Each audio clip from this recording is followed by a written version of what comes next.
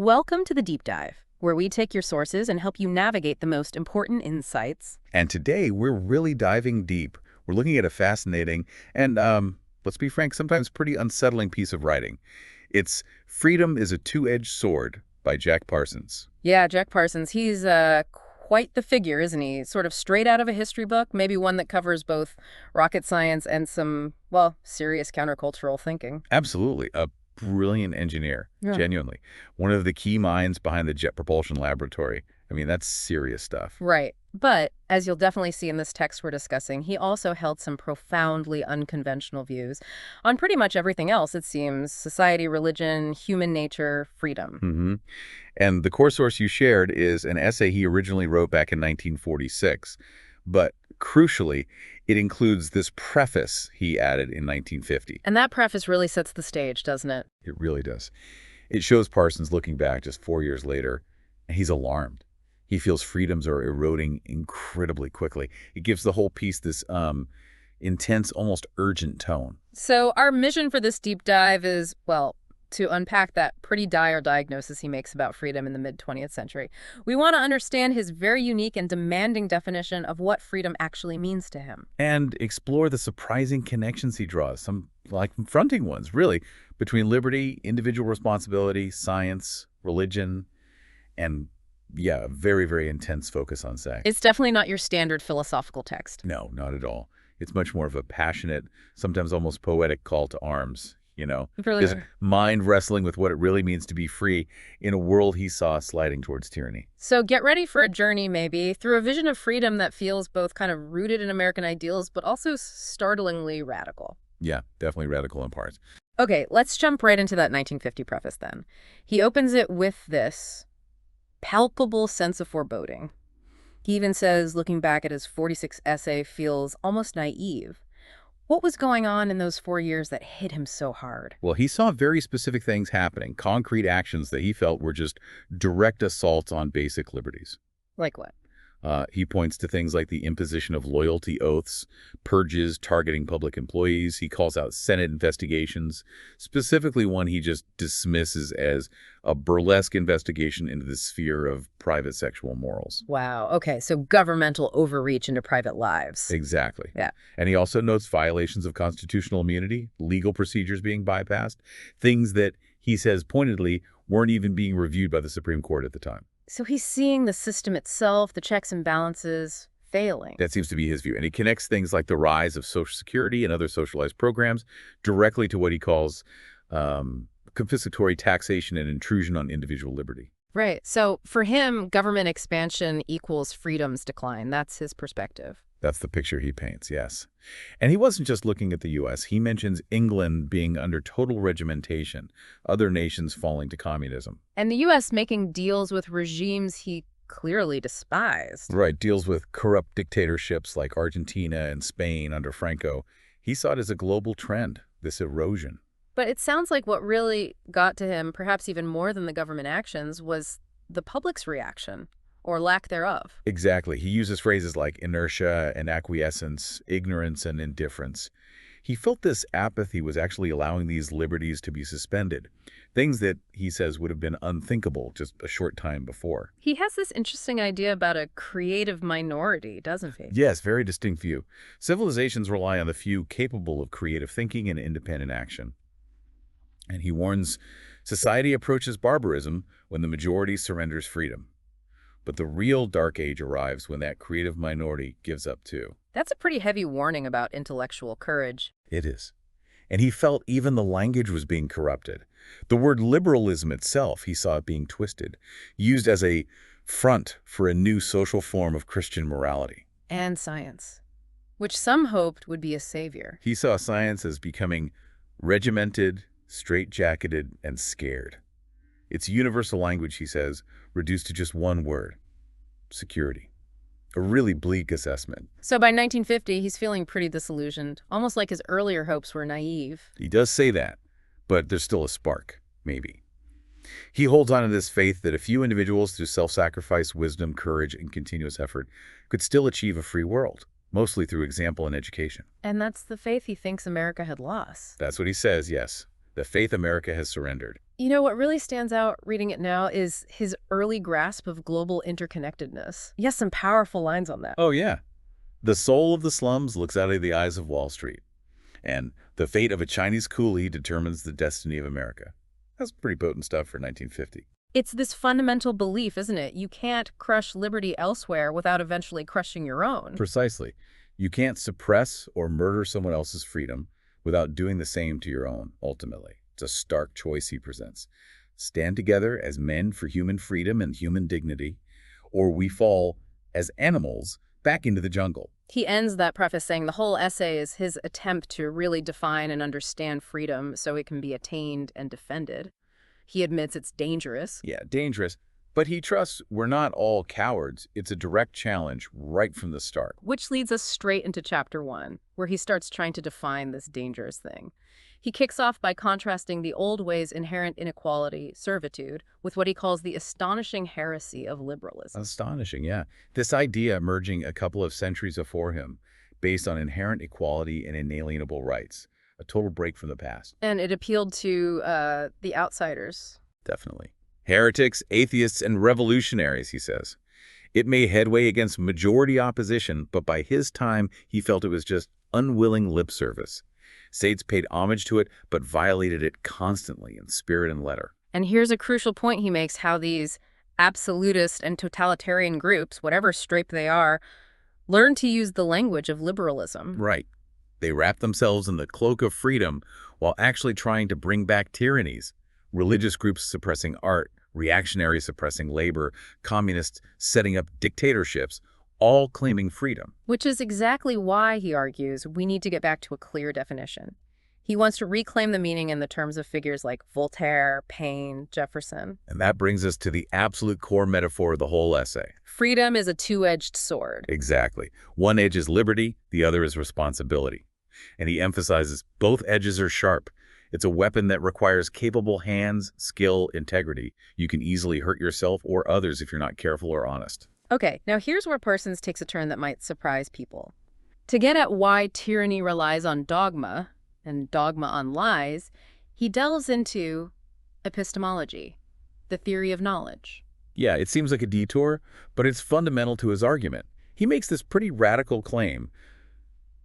Objectively speaking, he says, we know nothing. Nothing? That sounds extreme. It does, but follow his reasoning. He argues that any intellectual system we create, science, logic, religion, philosophy, whatever, ultimately rests on axioms, assumptions that we can't actually prove. We assume there's an objective world out there. Right, but we can't prove it in an absolute sense. All we truly know is what comes through our senses and our brains, even when we use scientific instruments. Our ideas, our experiments, they're incredibly useful models, he grants that, but they have little to do with absolute truth. Which exists only internally for the individual. That's his position. Absolute truth is only accessible through an individual's inner perception. He gives the example of belief in witches and devils in the Middle Ages. Yeah, he says, look, by their standards, based on their accepted axioms, those were perfectly valid explanations for phenomena. Majorities believe them. Today, we have different explanations, different beliefs. But we still don't know, in an absolute sense, the ultimate why. Like gravity, we know that it works, statistically. But not why it works. We have models, theories, but not ultimate knowledge. Same with personal experience, like feeling hot or hungry. It's absolutely real to you. But you can't perfectly convey that absolute reality to someone else. Right. So from all this uncertainty, this negative stuff about what we don't know, he draws some pretty strong positive principles. Okay, what are they? First, we are conscious. And whatever this universe is, we're either all of it or part of it through that consciousness. We don't know which. Second, no system of thought, science, religion, philosophy is absolute. They're all relative tools or maps. And here's the kicker. In that context of absolute uncertainty, one person's opinion is fundamentally just as good as another's. That's provocative. So, third, no absolute justification for pushing one lifestyle over another. Correct. No system can provide an absolute reason why one theory or way of life is inherently superior. Which leads to the fourth point. Which flows directly. Every individual has the inherent right to their own opinion and their own lifestyle. And importantly, he argues, no system of human thought can actually refute this basic right. But he's not saying throw reason out, right? He acknowledges practicalities. Oh, absolutely. Necessity, expediency, convenience, these are real and important. Politics deals with these. Science is our best tool for convenience, for building civilization. Reason is a great gift. But there's a danger with science. Yes. Because it's so valuable, we start treating it like the arbiter of the absolute. Yeah. And that allows dogmatists, he warns, to hijack the name of science, to impose their values and demand obedience. So science needs to keep questioning itself. Constantly. It has to be willing to overthrow yesterday's truths. Otherwise, it just becomes rigid ancestor worship, another form of dogma. So if everything's relative, why bother defending freedom or brotherhood? It brings it back to pragmatism, really. Why defend freedom?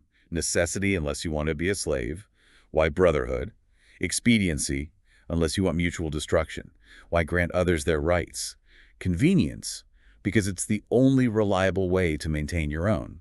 It's a kind of enlightened self-interest grounding these big ideals. Pretty much. Which brings us to the cost and technique of freedom, as he puts it. For the intelligent individual who accepts this relativity, who accepts that motivations are inherently selfish. And again, selfish for him isn't necessarily petty, right? It could be wanting to save the world because that fulfills some deep ego need. Exactly. It's just the fundamental drive. So for this person, life becomes a technique. How to get what you want on your own terms. And this applies directly to freedom. Directly. If you try to take away someone else's freedom to get what you want, you are, by that very act, putting your own freedom at risk. That's the cost. So the technique. The technique for assuring your own freedom is, therefore, to assure the freedom of all people. He has that example of the liberal trying to also be a benevolent dictator. Yeah, he says that person self-destructs. Restricting others ultimately enslaves yourself. The dictator, he says, is the most abject of all slaves. So these seemingly simple ideas are the logical basis for liberalism's core principles, the inalienable rights. That's his argument. And he elevates this code of rights to something almost sacred, a law beyond the law. It shouldn't be subject to compromise by courts, popular whim, or political maneuvering. Violating it is treason and sacrilege. He looks at the U.S. Bill of Rights, sees it as a good step, but flawed, limited. Yeah, limited. He argues it's still allowed for too many violations in his time. He lists prohibition, the draft law, closed shop union rules, the Mann Act. Which was used against consensual relationships. Often, yes. Also censorship, anti-firearms laws, racial discrimination. In his view, these were all clear examples of fundamental rights being trampled despite the Bill of Rights. And he really dislikes the idea that the Constitution just means whatever the Supreme Court says it means. Hates it. He feels that leaves the fundamental document totally vulnerable to arbitrary interpretations.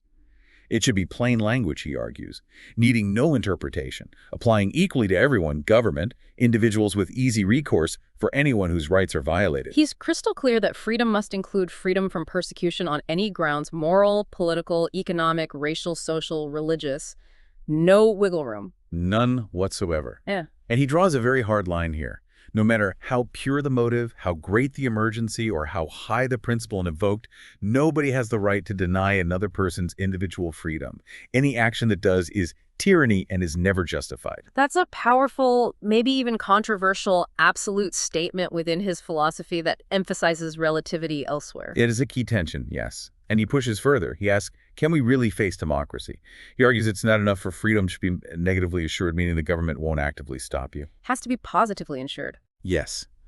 Because what good is freedom of expression, he asks, if powerful groups, the press, radio, film studios, churches, politicians, capitalists, control all the channels? Freedom becomes meaningless then. And the insurance comes from allegiance to those inalienable rights. Unwavering allegiance. And he gives a list, and some are quite direct for his time.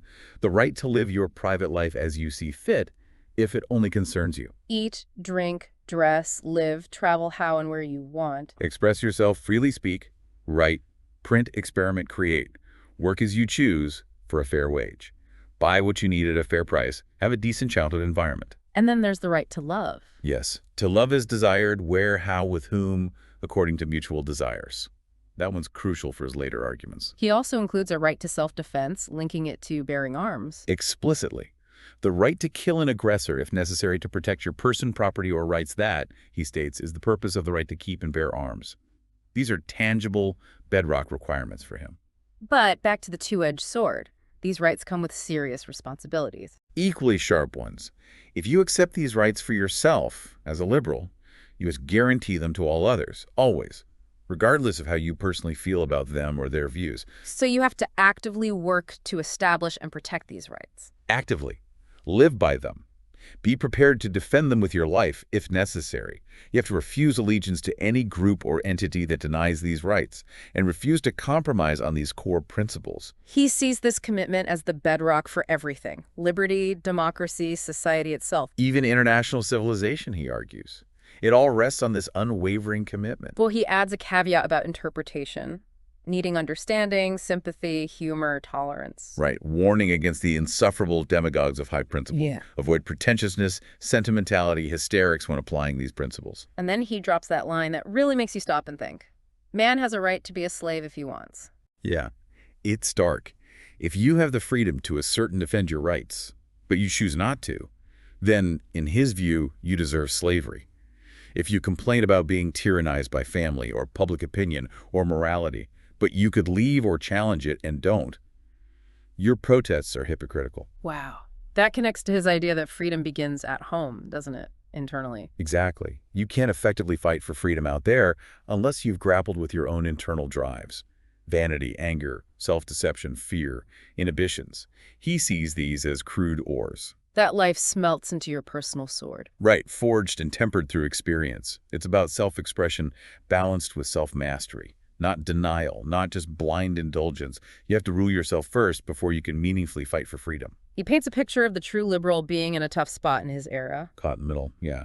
Pulled between extremes, he mentions pro-Russia factions versus the Catholic Church or manufacturers' associations, condemned by both sides for lacking rigid principle. Labeled red for supporting workers or minorities, then labeled fascist for believing in constitutional government and individual rights. He thinks this confusion comes partly from mixing up individual rights and state responsibilities, but he puts a lot of blame on what he calls pseudo-liberals. People who suppress opinions they disagree with. Yes. He argues that by doing so, they actually help the totalitarians who want to steal liberalism's name. And his point here is absolute, uncompromising. He who believes that the absolute rightness of his belief is an authority to suppress the rights and opinions of his fellows cannot be a liberal. You can't violate liberty to defend liberalism. Never. Liberty cannot be suspended for an emergency or to achieve some utopia. Full stop. He sounds quite bitter about the post-WWII situation, fighting totalitarianism abroad. Only to see homegrown tyrannies emerge. And the guilt, he insists, isn't just with the elites. It's with the people who permit the exploitation and regimentation. A tyrant is only made possible by his people. He sees modern thought, or at least the thought of his time, as full of pretense, evasion, appealing to easy answers from non-liberal authorities. Right. Blindly accepting ideas and catchphrases just leaves people vulnerable to exploitation, regimentation, and ultimately, war. So, with big societal changes happening, we need clarity, re-examination. Exactly. Principles aren't sacred just because they're old. They need to be tested against present needs. He feels barbarisms and superstitions hang around in law and society just because we have become used to them. Freedom gets lost through tolerance of the intolerable, through inertia. So what's the core principle he lands on, the foundation? It's this. Individual liberty is the absolute foundation of civilization. No state can be stable without it. The key to social stability is finding the right balance between individual liberty and social responsibility. And the only other path? Is the total annihilation of individuality. Nature's ultimatum, he says, is ancient and simple: change or perish. And the choice of how we change, that's ours alone. Okay, let's take a breath here. Because Chapter 2 is where Parsons focuses intensely on what is arguably the most provocative and maybe central theme for him: sex. Yeah, he dives right in. He calls sex a fundamental force at the heart of every mystery, the splendid and subtle serpent. It's clearly something he sees as incredibly potent and deeply misunderstood. And he starts with a critique of Christianity, calling it a sexual perversion. Strong words, yeah. He points to mystical traditions within Christianity itself, like Sophia, as the feminine Holy Ghost, or interpretations of the Tetragrammaton, YHVH, as Father, Mother, Son, Daughter, arguing they actually assert the splendor of the biological order, including both masculine and feminine. He fundamentally questions a purely masculine creation myth. And he doesn't hold back on the figure of Jehovah and the priesthood. No, he calls them corrupt and demonic, for, in his view, blaspheming nature and degrading woman specifically, all to prop up a patriarchal system. He sees the idea of the Immaculate Conception as an insult, promoting moral and spiritual sterility. And the repressed sex drive. That's the source of church power and modern neurosis. That's his argument. Sublimated sexual energy becomes the engine of church power and a major source of modern psychological distress. He's absolutely unsparing towards organized Christianity. Seeing it allied with tyranny, reaction, persecution, hindering progress. Pretty much, yes. Except when its own bigotry accidentally sparks a revolt against it. He believes it's founded on a double fallacy: the sinfulness of sex and the infallibility of man, or specifically the male priesthood. It can't help humanity, he says, if it preaches love while reviling love's very root. So understanding society means understanding attitudes towards sex. It's of prime importance. That's his conviction. And he sees the attitudes of his time as riddled with pretense. Hypocrisy. Total hypocrisy. He points out, the majority engaged in what was then considered illicit intercourse, but publicly denied it. Police, judges, condemning acts they did themselves, defining a natural urge as a crime, burdening young people with guilt and shame. And the root cause for him goes back centuries. Straight back to the medieval church, using the sex taboo as a powerful tool for control. That, he claims, is why young lovers are treated like criminals. And he directly connects this repression to the spread of VD and the prevalence of illegal abortions in his day. He believes that church's influence persists, subtly shaping thoughts and laws. Ideas like the body being obscene, love indecent, woman inherently sinful. And its inheritors, he argues, fight against things like birth control, sex education, divorce reform. Anything, he says, that would limit their weapon control through sexual shame and guilt. Their goal, he claims, is to impose this nonsense on everyone. Through legislative, moral, and economic intimidation. He saw their success in media censorship, in laws, using moral victory as cover for political and social censorship, bigots invoking divine right for power grabs. And this is where he makes that strong point about freedom of religion versus freedom from religion. Exactly. Freedom of religion shouldn't be a shield for propaganda aimed at suppressing other people's freedom. He argues emphatically, we need freedom from religion, forcing its views on others. He thinks criminal law around sex, art, literature is entirely based on this taboo. Entirely. And once you sanction that taboo in law, it opens the door for other dogmas to become unwritten law. He sees religion actively allying with fascist and capitalist cliques to persecute liberalism. Superstition, taboo, reaction, fascism, they all feed each other in his view. So to achieve sex sanity, we have to recognize these taboos and discard them. That's the only way, he believes. See them for what they are, historical control mechanisms, and embrace truth. He then makes some specific recommendations that were, well, pretty radical for 1950. Oh yeah. Premarital sex. Natural and desirable, especially when economics delay marriage. Contraception. Essential, minimizes VD and unwanted pregnancy. Experimentation before marriage. Right. Leads to more stable unions than ignorance. He has some quite modern views on marriage itself, too. Very. Joint property belongs to both. Outsiders should stay out of a couple's mutual love life. And crucially, neither partner owns the other's love or sexual favors. That right only exists as long as it's freely given, married or not. What about children if a couple separates? He admits it's hard. But he argues a loveless, bitter home is far worse for a child.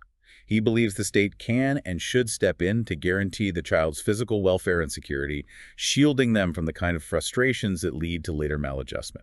So repeal laws against consensual sex, nudism, birth control, censorship. All of it. Reject the idea that love is criminal or the body is indecent.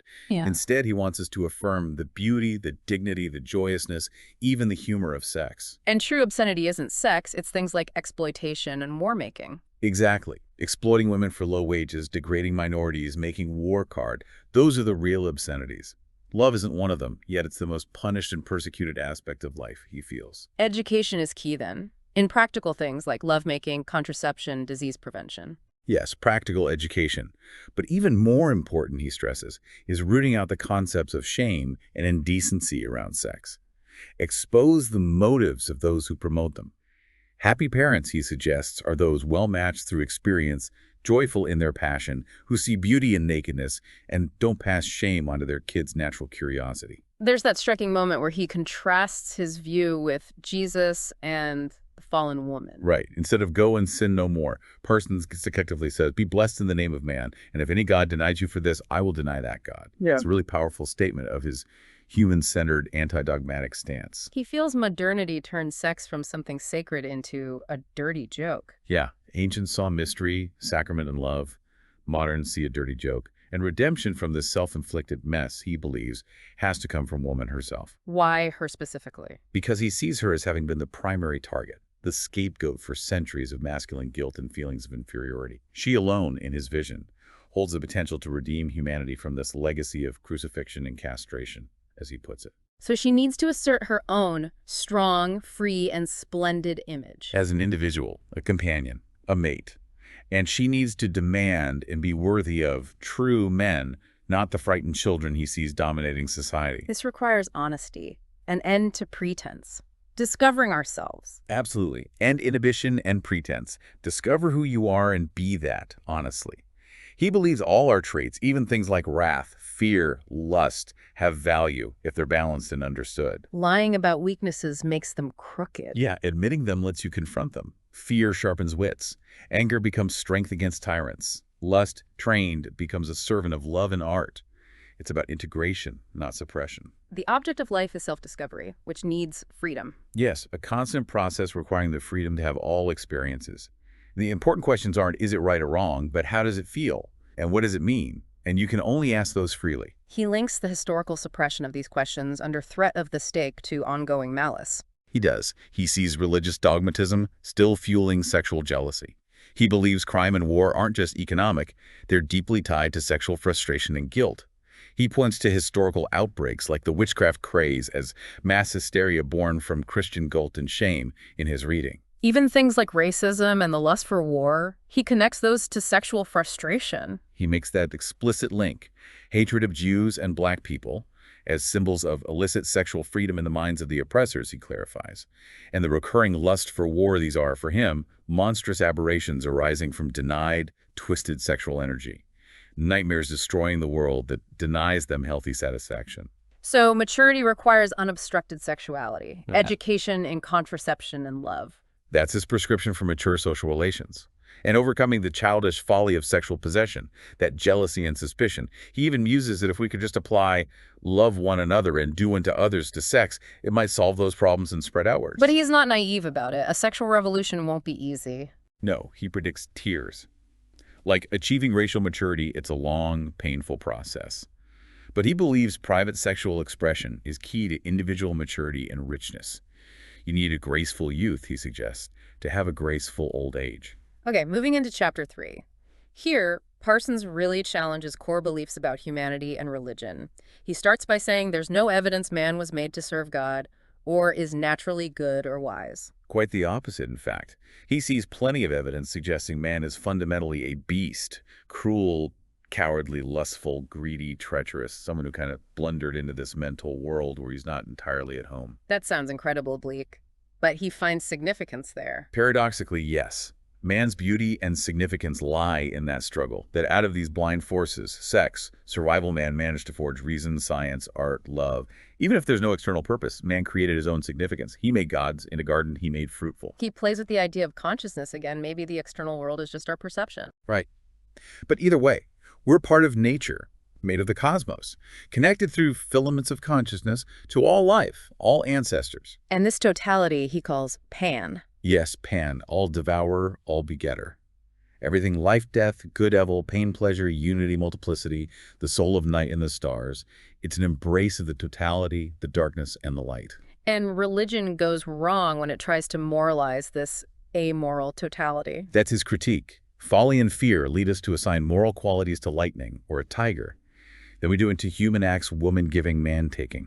Then we define God based on these limited moral concepts, found religions, and degrade the magnificent wild universe into something petty or sentimental. But nature itself has sacraments, life, death, cycles. Eternal sacraments, he calls them. Ebb and flow, creation and destruction, harmonies that are always changing yet fundamentally unchanging. He believes the mind that grasps this totality with love and worship becomes immortal in a sense, soaring beyond time. And you attain this not by denying passions, but strengthening them. Yes, your body decays. Time thwarts desire. But the forms of desire are the vehicles of man's adventure. Sex and hunger are the raw stuff of art. The artist transforms terror and wonder into beauty.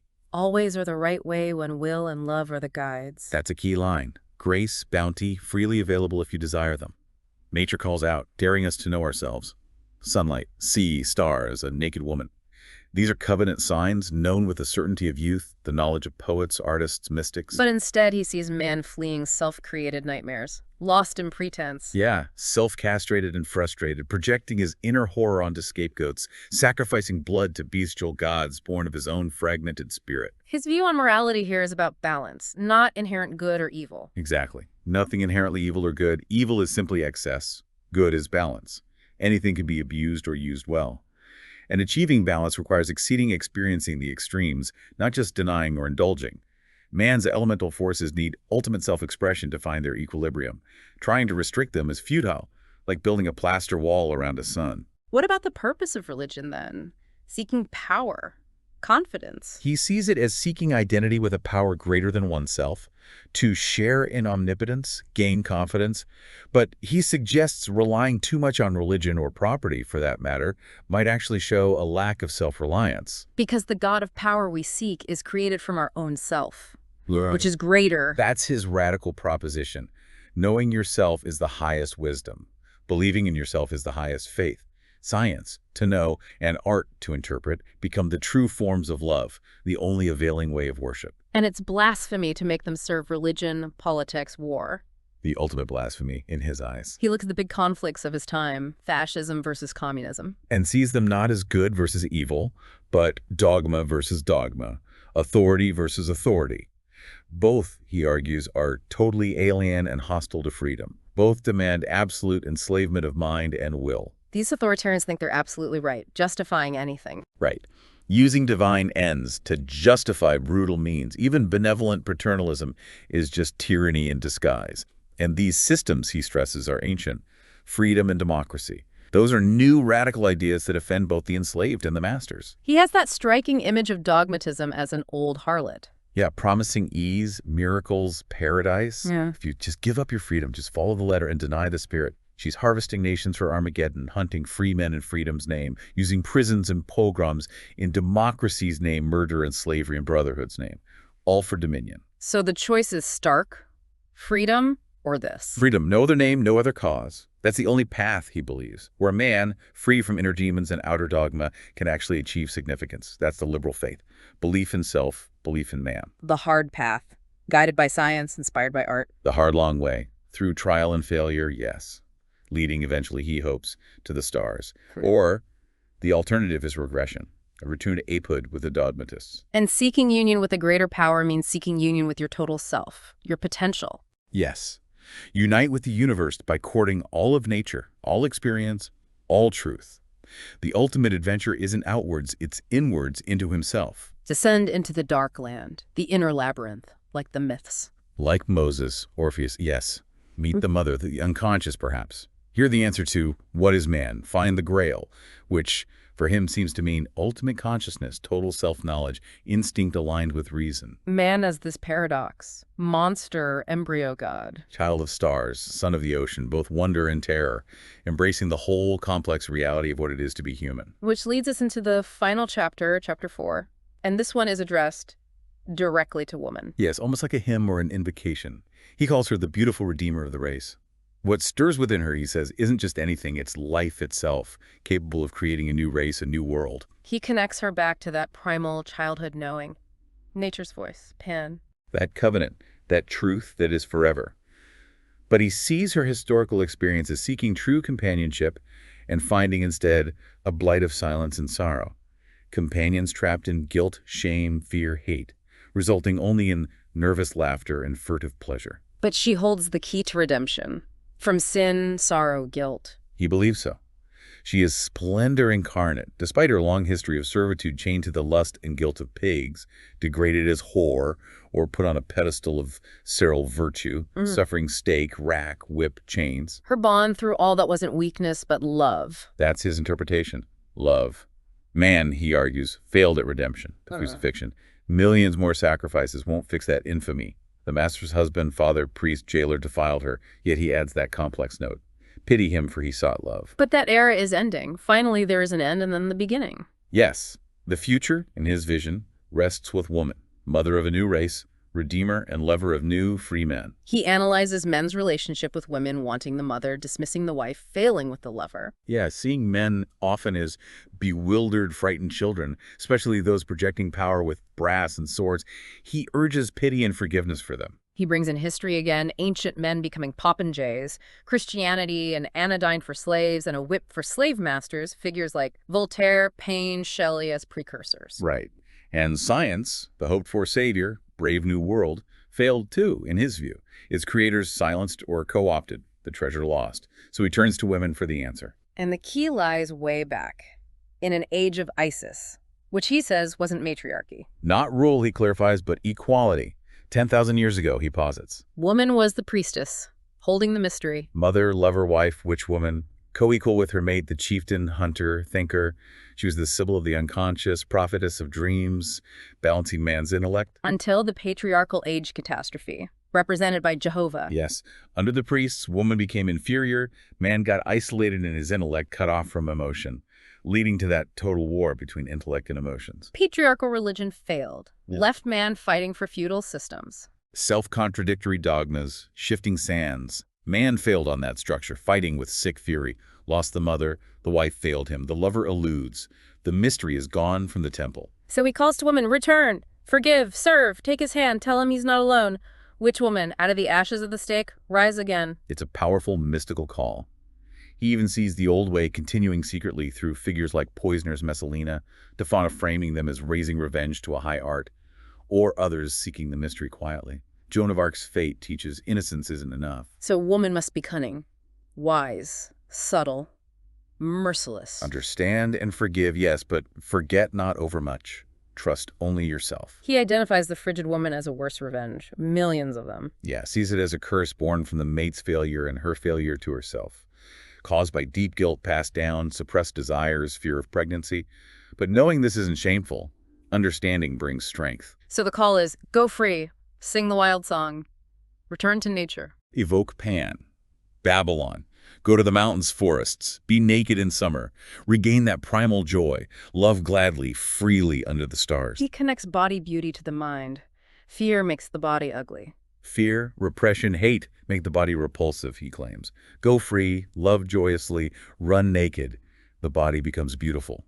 Disease, deformity are bred in fear and hate. Be fearless lovers, be beautiful. And woman is the priestess of the irrational world. Yes, that realm of unconscious forces, love, hate, dreams, symbols.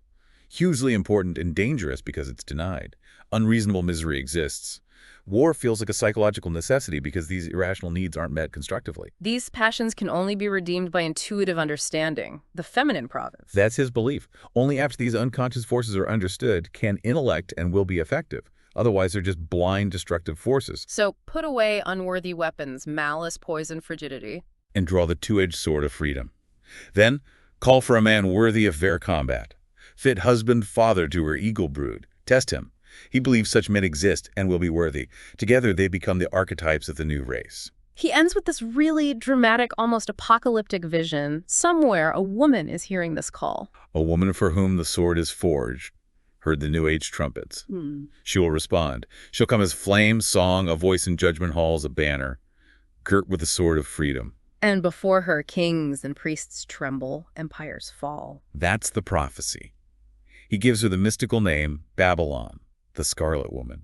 Lustful, proud, subtle, deadly, forthright, invincible. Women will respond to her cry, men to her challenge. Women throw off chains, men forsake foolish ways. She'll shine first as the evening star, the twilight of the old gods, then as the morning star, signaling the new dawn. And to this unknown woman, the sword of freedom is pledged. Wow. Yeah, it's quite an ending. Okay, let's try and pull this all together.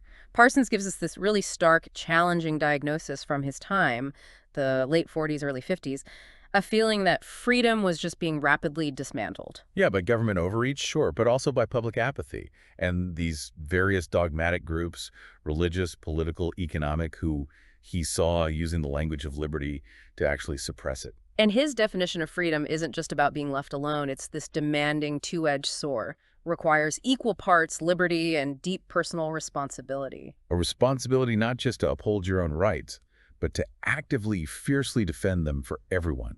And maybe hardest of all, to achieve mastery over your own inner world, your own demons. His most, well, provocative connection ties suppressing freedom directly to repressing natural human expression, especially sex. He blames religious dogma squarely for creating these crippling taboos. Taboos he saw fueling widespread psychological problems, neurosis, and even massive societal ills like war and crime. And his path to redemption, it's really unconventional, not traditional politics, not religion. No, it's a fundamental shift in human consciousness. And most dramatically, it involves the reemergence of the power and wisdom of woman, whom he casts in this almost mythic role as a redemptive force, literally wielding that sword of freedom. So he leaves us with this incredibly stark, almost larger-than-life choice, doesn't he? Do we embrace this difficult path by belief in self, belief in humanity, guided by honesty, science, art? Or do we slide back into what he graphically calls apehood, dominated by the old dogmas, the old tyrannies, ultimately created by our own fear and repression? You know, Parsons wrote this over 70 years ago. He was lamenting trends he saw just starting to emerge then. As you listen to this, as you reflect on his observations about freedom eroding, about responsibility, dogmatism, the forces shaping society, what parallels or maybe divergences do you see today? It really makes you think. And it leaves you with his core question, perhaps. Are we moving towards that new race he envisioned, led by the woman girt with a sword? Or are we maybe sinking deeper into the nightmares born of our own denial and fear? It's certainly something to think about. Definitely. Thanks for joining us for this deep dive.